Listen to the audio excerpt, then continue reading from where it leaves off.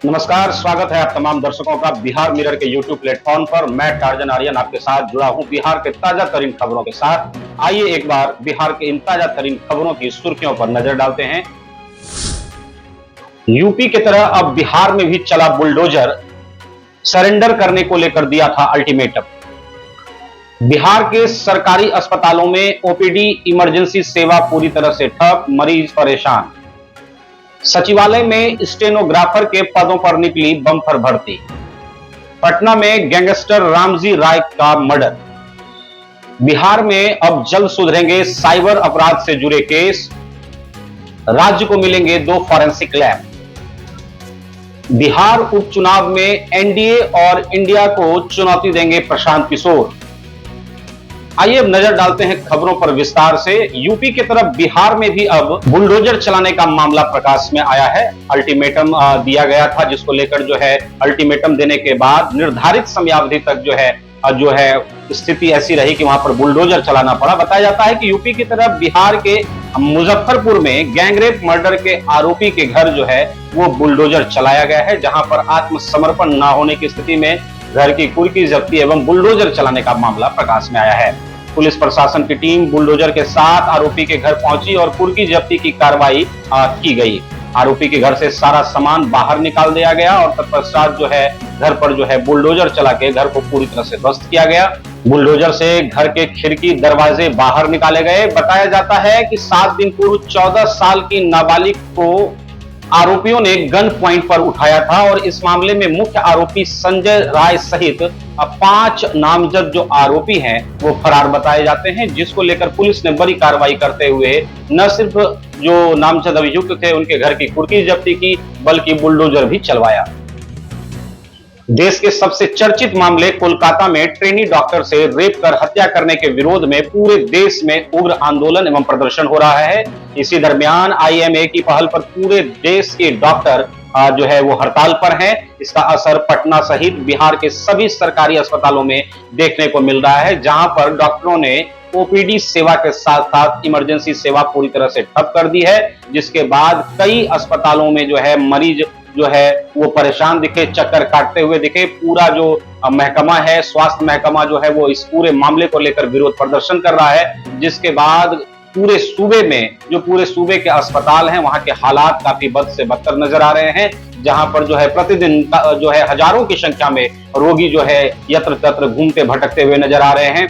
सूत्रों की माने तो ओपीडी सेवा के साथ साथ कई अस्पतालों में इमरजेंसी सेवाएं भी बंद कर दी गई हैं। नो सेफ्टी नो ड्यूटी के नारों के साथ डॉक्टरों ने जो है पूरी तरह से इस घटना का विरोध किया है। वहीं जो केमिस्ट एवं ड्रग एजेंसी है उन्होंने भी जो है दुकान खोलने के बाद जो है काला बिल्ला लगाकर विरोध प्रदर्शन जो है अपना जताया है। इस पूरे मामले में पटना एम्स के डॉक्टर केंद्र सरकार से सेंट्रल प्रोटेक्शन एक्ट की मांग कर रहे हैं, जिसको लेकर डॉक्टर जो है वो अपने आप को सुरक्षित समझे। उनका मानना है कि एक तरफ डॉक्टरों को भगवान का दर्जा दिया जाता है, वहीं डॉक्टर ही जो है जब सुरक्षित नहीं रहेंगे तो वो कैसे लोगों को सुरक्षित करेंगे। वहीं इस बीच एक अगली खबर आ रही है बिहार के युवाओं के लिए, जो युवा नौकरी चाहते हैं, जो जॉब के लिए एप्लीकेशन डालना चाहते हैं, उनके लिए खबर है कि सचिवालय में स्टेनोग्राफर के पदों पर जो है बम्पर भर्ती निकाली गई है। और इसमें बताया गया कि झारखंड सचिवालय में 455 स्टेनोग्राफर की भर्ती निकाली गई है, जिसको लेकर नोटिफिकेशन जारी कर दिया गया है। इस वैकेंसी में नियमित और बैकलॉग दोनों तरह के पद आवंटित हैं। इसका नोटिफिकेशन झारखंड कर्मचारी आयोग ने जारी किया है और आवेदन फॉर्म में करेक्शन 7 से 10 अक्टूबर तक किए जा सकते हैं, जिसको लेकर जो है जो अभ्यर्थी हैं जो इसके कैटेगरी में आते हैं न सिर्फ वो आवेदन कर सकते हैं, और आवेदन के बाद जो उनके फॉर्म में त्रुटि पाई जाती है तो उसको लेकर 7 से 10 अक्टूबर तक वो जो है करेक्शन करा सकते हैं और तत्पश्चात जो है इस पूरे वैकेंसी को जो है वो फिल कर सकते हैं। बिहार में बढ़ते हुए आपराधिक वारदातों के अंजाम को देने को लेकर जो है एक और घटना जो है वो पूरी तरह से प्रकाश में आई है। दानापुर में सीतामढ़ी के कुख्यात अपराधी रामजी राय की गोली मारकर हत्या कर दी गई है। दानापुर थाने के सगुना मोड़ के पास पूर्व मंत्री इलियास हुसैन के घर के गेट के समीप बाइक सवार अपराधियों ने शुक्रवार को सीतामढ़ी के कुख्यात माने जाने वाले अपराधी ठेकेदार राम कुमार उर्फ रामजी राय उम्र 35 वर्ष की जो है गोली मारकर हत्या कर दी है। अपराधियों ने काफी नजदीक से जो कुख्यात रामजी राय है उसको जो है काफी नजदीक से 3 गोलियां मारी हैं। इस पूरे मामले में बताया जाता है कि सीतामढ़ी के विकास झा उर्फ कालिया गैंग की जो है जयकारा लगाते हुए, नारा लगाते हुए अपराधी वहां से फरार हुए हैं। पहले गोली मारने के बाद जो है जितने भी अपराधी थे वो जाकर कंफर्म भी उन्होंने किया कि जो जिनको गोली मारी गई है वो मरा है कि नहीं, और उसके बाद जो है फिर जोरदार जो है कालिया गैंग का नारा लगाते हुए बाइक से सभी अपराधी जो है वहां उत्तरस्थल से फरार हो गए। वहीं इस पूरे घटना में रामजी राय की घटनास्थल पर ही मौत हो गई।